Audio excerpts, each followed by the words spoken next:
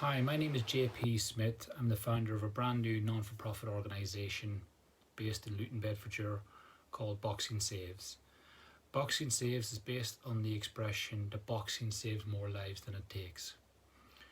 And what the organisation has been created for is to shine a light on the fantastic work that boxing gyms do as a crime prevention method, as a improvement of physical health, which is quite obvious, or mental health.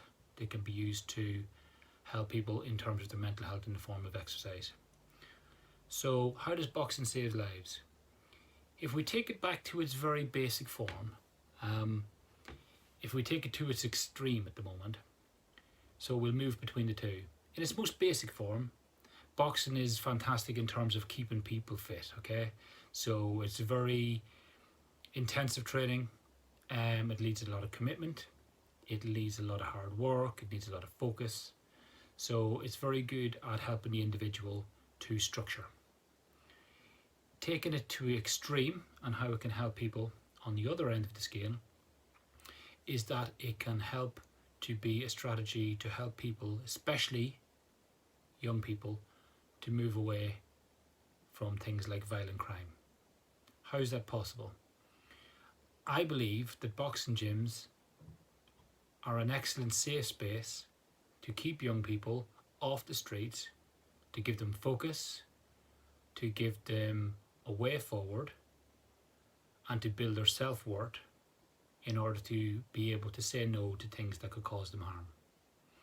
So if we take it to the point of when we look at young people, and when I've studied psychology before, often what we talk about in psychology is identity and conflict. When a young person is in around the age of 10 to 11, heading towards their teenage years, they have a lot of conflict because they're trying to figure out who they are. So, if you take an example of, say, from America, we all watch American teen movies, you will have all of these groups of people, you will have cheerleaders, you will have the geeks, you will have the goth kids, you will have, the quarterbacks or the American footballers, the jocks. So we have all of these groups of people that are kind of slotted in, real stereotypical. We're taking this down to its basic, real stereotypical. But that's kind of true for most young people, because when you get to that age, you're too old to be kicking around too much with your parents, and you're too young to be really doing anything for yourself. So what you're left with is this conflict where you don't really know where you stand. You want to be doing a lot more than you are, but you don't really have the years behind you in order to do these things. So most children in and around that age, that is what they're fighting against. However, in this day and age, what we have is all of that conflict, but what we do is we add on layers to that. So when we think of some of the children who are quite vulnerable in society, we have this level of conflict happening. On top of that, we have mental health issues. We could have learning difficulties, and we could have children who are already vulnerable as a result of being in care or as a result of abuse or something like that. In January this year, or the end of December this year, I wrote a piece about how boxing can be that safe space for young people, and I used the example of county lines. Now, county lines is not something new. A county line is a drug line, a telephone number where adults working from cities are distributing drugs out to county towns throughout the United Kingdom. I give that example because it has been shown to me that this method of drug dealing and this particular form of criminality is particularly detrimental to very, very young children. So we've seen things in the newspaper of children as young as 7 carrying knives around in school bags, and it is not uncommon at the moment for children as young as 11 to be dragged in to criminality in the form of passing drugs around, distributing drugs, being coerced into drug gangs, being promised, money, status in order to be part of a gang, in order to be a part of something. And can you imagine how young children, especially those who are in care or those who are vulnerable in the sense of what we mentioned earlier, being quite open to that level of acceptance from people. When I look at things like county lines, when I look at things that can cause children harm, I look at the way the police look at it from their point of view. You need a means, you need a motive, and you have an opportunity. The means is simple. There are so many children out there who are so incredibly vulnerable at this moment in time. When we have cutbacks to children's mental health services, it means that a lot of young children are kind of getting left behind. Now, if you take that from the point of view of how easily a child who in care is first of all vulnerable because they're in care, second of all, look at those layers again. Vulnerable, mental health condition, vulnerable, learning difficulties. All of those little bits are added on top, and that means that young children can be so susceptible to being pulled into things that are illegal. That's the means. What about the motive? Why would county lines gangs get in contact with young children? Quite simply, the motive is money. The last research done was that each county line, each phone line, is making about £800,000 a year. That'll soon be £1 million. So we've got the means, young children who can be used to sell drugs on the streets. Motive, money, and opportunity. Now, opportunity is where I think the sport of boxing can come in between that. Because opportunity is where we can create this other space where children can be somewhere other than out on the streets where they can be targeted by people who are going to do them harm. So we can be in the middle of that. We can fill that gap by getting children into sports in our boxing gyms. So the next question would be, well, why boxing? Why would it be boxing? Why not football? Here's how. Boxing, I think it builds self-worth. Not self-confidence, self-worth. I don't use the word confidence because sometimes confidence, we can all be confident. We can be all outwardly confident. But self-worth is different. Self-worth is believing in yourself. Self-worth is understanding that you have something to offer the world. Self-worth is what we need when we want to feel confident in order to say things and be able to push back against things that we think might do us harm. So for example, we all see the things that happen in school. We'll have one kid in the class who's actually telling other kids, look, you need to stop doing that. That's just so stupid. And that's the great thing with children, is that they can actually they can police each other. If you get a couple of strong kids in a class, they can go, you need to grow up. They're really good at that. So what boxing does is it builds people's self-worth so they can turn around and go, you know what, I don't want to get involved with that. And I don't think you should either. Boxing builds respect. Respect is so important in boxing because you have to be a team player. You will be with your coach, you'll be with the people around you, you will be training with. And respect is important because it brings a great atmosphere into a boxing gym. And this isn't even people who could be boxing in the ring. These are people who are training together. Because a lot of people who come into boxing gyms don't actually become boxers, amateur or professional. They come to train. They come to feel better physically. They come to get in shape. They come to lose weight. And mentally, they come to give them that lift from great exercise. And that exercise that pushes the boundaries of you. So respect is important in boxing because when you're around people like that, you need to be bigging each other up. You need to be building each other up. And boxing does that. Respect is also important because if you do get involved in boxing in the form of getting in the ring and maybe sparring, is that you need to listen to your coach. Very important. And that is good in the sense of if we think of vulnerable children who may be excluded from school, that respect and understanding that can be brought from inside the boxing gym to outside the boxing gym to teach them how to treat their peers and also to treat people in authority. Now, I think that these stories that I've seen in our gyms here in Luton, Bedfordshire and across Bedfordshire, I think these stories are happening every single day across the United Kingdom. And I think the positive aspects of what boxing brings to young people is just far outweighs the old ideas that boxing is a violent sport. Yes, bad things happen in sport, in boxing. Yes, that happens.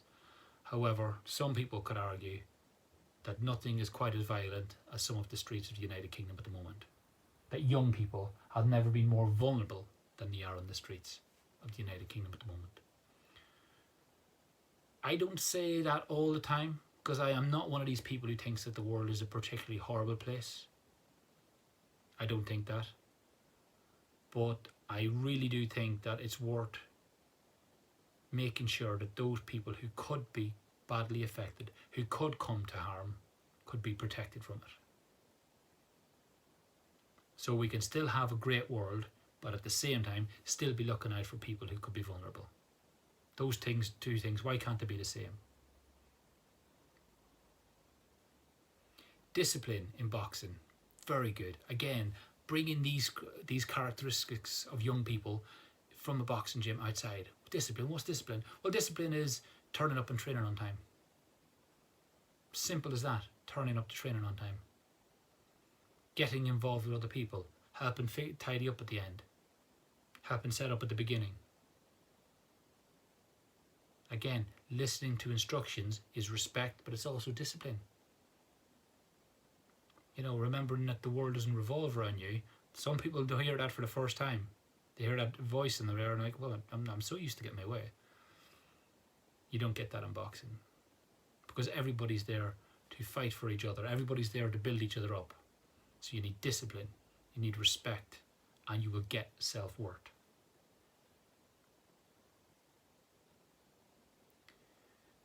I'm going to, over the next few weeks, I'm going to be doing some interviews on Instagram and speaking to people about how these positive aspects can be brought into from inside the boxing gym to the wider audience. That's what I want to do.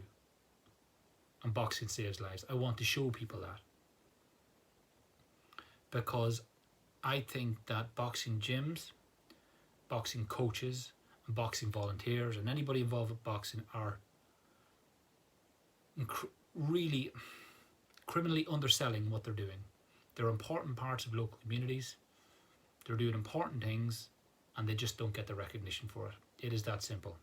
I know that because some people will be watching this video and they won't realise the benefits that is helping young people. It gives people accountability. You may have a team of people around you, you may have people in the gym supporting you, but at the same time it's you as well. It's about you. It's about you getting your stuff together. It's about you pushing yourself forward. It's about you understanding that you have weaknesses, but understanding you can push yourself forward as well. That's what boxing does. That's what makes it unique to other sports.